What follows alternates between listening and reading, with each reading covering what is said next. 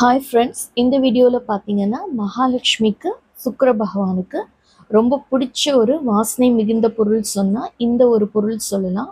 இது எப்படி ரெடி பண்ணலான்னு நான் சொல்கிறேன். ஏலக்காய் வந்து கொஞ்சம் எடுத்துக்கோங்க. ஏலக்காய் வந்து இவ்வளோ தான் அப்படின்றதெல்லாம் இல்லைங்க. நான் வந்து சும்மா ஒரு ₹20 ₹25 வாங்கி வச்சுருக்கேன்.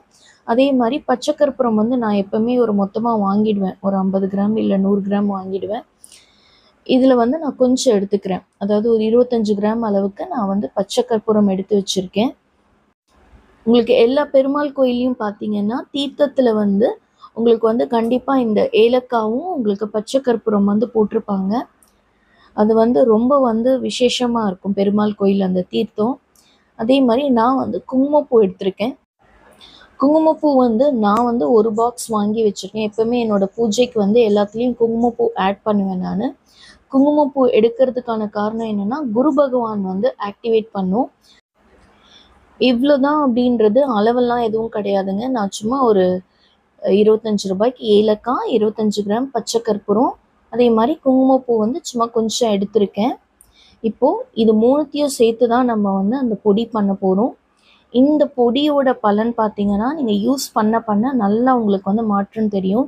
என்னென்னா இது எல்லாமே வந்து நல்லா வந்து ஒரு வாசனை மிகுந்த பொருள்.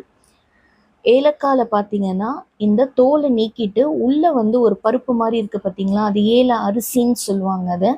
அதை தான் நம்ம எடுத்து பண்ண போகிறோம். ஏலக்காய் வந்து தோலோடு போடக்கூடாது. எல்லாத்தையுமே தோல் நீக்கிட்டு உள்ளே இருக்க அந்த பருப்பை மட்டும் எடுக்கணும்.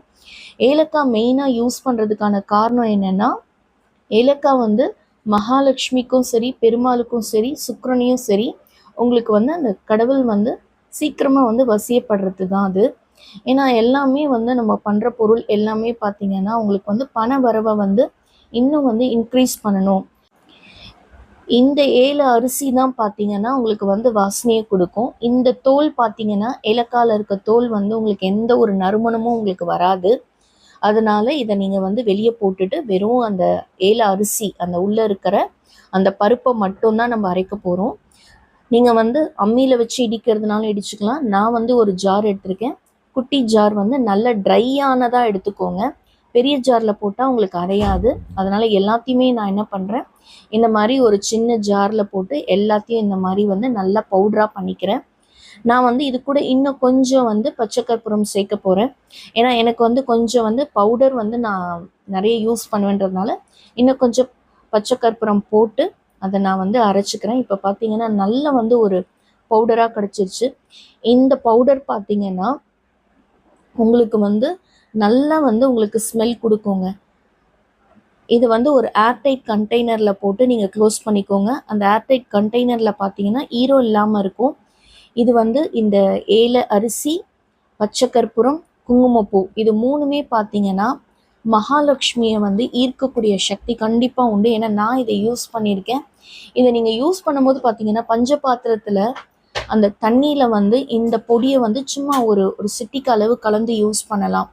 அப்படி இல்லைன்னா நீங்கள் சாமிக்கு பொட்டு வைக்கிறீங்க பார்த்தீங்களா, அதில் கஸ்தூரி மஞ்சளில் வந்து இந்த பொடி கொஞ்சம் ஒரு 1/2 ஸ்பூன் எடுத்து போட்டு பன்னீர் விட்டு நீங்கள் குழச்சி வைக்கும் போது பார்த்தீங்கன்னா அந்த நறுமணம் வந்து உங்களுக்கு ஃபுல்லாக இருக்கும்.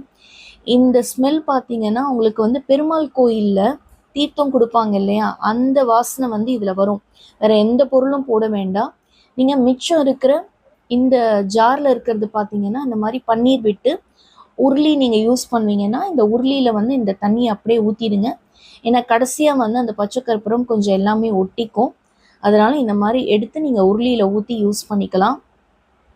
என்னோடய உருளி வீடியோலையும் என்னென்ன ஆட் பண்ணணுன்றது நான் போடுறேன். அந்த லிங்க்கும் உங்களுக்கு நான் இங்கே கொடுக்குறேன் மேலே. அதே மாதிரி பார்த்தீங்கன்னா இந்த பொடி பார்த்தீங்கன்னா அந்த அளவுக்கு நறுமணமாக இருக்கும். நீங்கள் ஒரு வாட்டி இதை ட்ரை பண்ணி பாருங்கள். மெயின் வந்து மகாலட்சுமி, சுக்கிர பகவான், பெருமாளுக்கு வந்து ரொம்ப உகந்ததுங்க. நீங்கள் அந்த பச்சை கற்பூரம் வந்து ஒரு பிஞ்ச் போட்டாலே அந்த அளவுக்கு உங்களுக்கு வந்து வாசனையாக இருக்கும். ஏல அரிசி சேரும் போது இன்னும் அது விசேஷமாக இருக்கும். இந்த வீடியோ உங்களுக்கு பிடிக்கும்னு நினைக்கிறேன்.